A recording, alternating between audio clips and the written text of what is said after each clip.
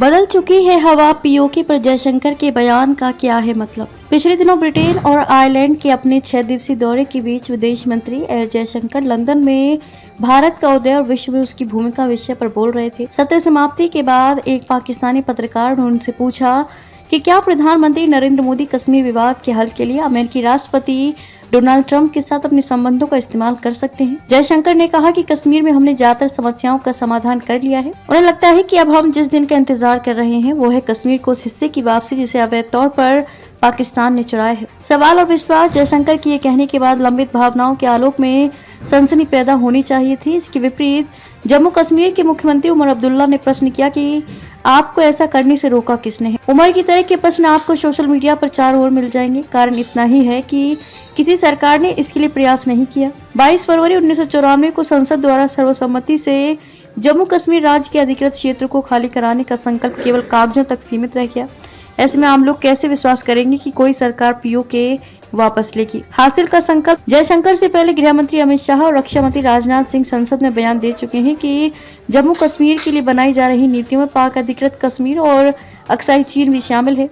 गहराई से देखें तो उनके वक्तव्यों में हासिल करने का संकल्प भी दिखाई देगा। सेना प्रमुख का बयान है कि सेना तैयार है। इस बार केंद्र सरकार की नीति और व्यवहार में पूर्व सरकारों से मौलिक अंतर है। किसने कल्पना की थी कि अनुच्छेद 370 खत्म कर दिया जाएगा। पुलवामा हमले के बाद भी किसी को नहीं लगा था कि वायुसेना सीमा पार बमबारी कराएगी। आज नहीं तो कल पाकिस्तान अधिकृत कश्मीर की वर्तमान स्थिति केवल क्षेत्र के आर्थिक विकास के नजरिए से ही नहीं, सुरक्षा की दृष्टि से भी परेशानी की बड़ी वजह है। यह दो हिस्सों जम्मू कश्मीर और गिलगित बाल्टिस्तान के रूप में बटा है। 1963 के एक समझौते में काराकोरम के उत्तर में स्थित जम्मू कश्मीर के 5000 वर्ग किलोमीटर सक्सगाम क्षेत्र को पाकिस्तान ने चीन को दे दिया था। चीन पाक आर्थिक गलियारा वहीं से होकर ग्वादर बंदरगाह तक जाता है, जिसका भारत ने लगातार विरोध किया है। इसे भारत का अभिन्न अंग बनाए बिना हमारी सुरक्षा कैसे सुनिश्चित हो सकती है। इसलिए आज नहीं तो कल किसी सरकार को ये काम करना ही होगा। ये मानना गलत है कि पीओके के लोग पाकिस्तान के पक्ष में हैं। कबायलियों द्वारा कब्जा किए क्षेत्र को भले ही उस समय कश्मीर के एक वर्ग ने स्वतंत्र घोषित कर दिया, लेकिन इसका पूरा नियंत्रण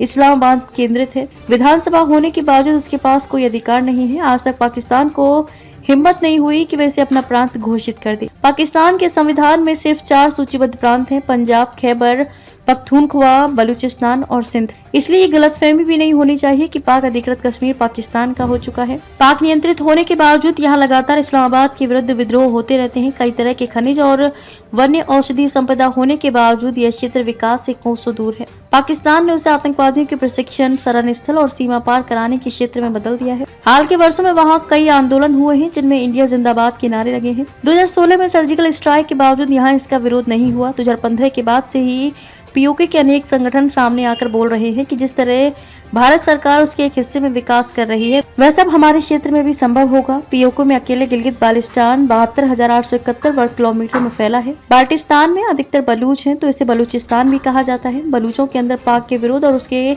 मुक्ति का सघन संघर्ष है। बलूच विद्रोही नेता लगातार भारत से स्वतंत्रता के लिए मदद मांगते हैं। कभी भारत की ओर से ऐसे वक्तव्य के विरोध में पाकिस्तान और अनेक मुस्लिम देशों के साथ यूरोप, अमेरिका से आवाजें आती थी। इस बार पाकिस्तान को छोड़कर एक भी स्वर विरोध में नहीं आया।